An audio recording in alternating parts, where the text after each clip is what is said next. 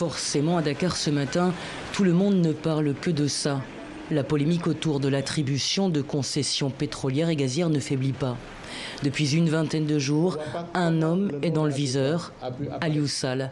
Selon une enquête de la BBC, le frère du président aurait touché des pots de vin et notamment un virement de 250 000 $.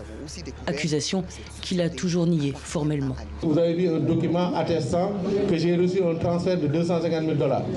C'est faux. C'est faux. Je dis c'est faux. Et je mets au défi qui que ce soit de prouver que Agritrans a reçu 250 000 $ de la part de Timis Corporation. Le problème, c'est que ce mercredi, sur notre antenne, El Hadj Hamidou Kassé, ministre et conseiller du chef de l'État, a bel et bien confirmé l'existence de ce virement sur le compte d'Agritrans, société appartenant à Aliou Sall.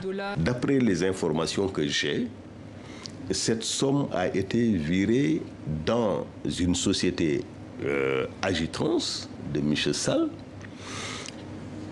pour le paiement d'une mission de consultation dans le secteur agricole. Alors, il est vrai qu'El Hadj Hamidou Kassé ne précise pas l'identité de l'émetteur.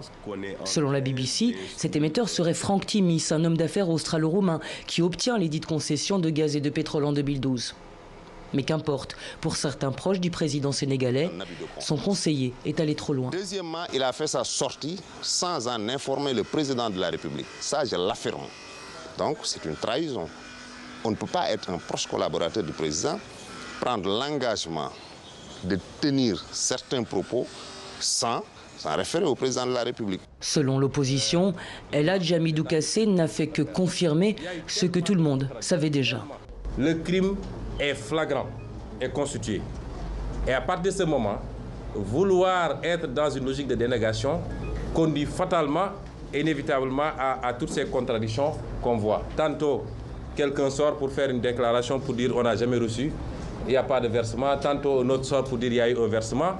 Et après, c'est entre eux d'ailleurs maintenant que ça tire dans tous les sens. La société civile, dont le mouvement Y en a marre, a appelé à un rassemblement ce vendredi pour réclamer toute la vérité dans cette sombre affaire. La semaine dernière, leur manifestation avait été interdite par les autorités.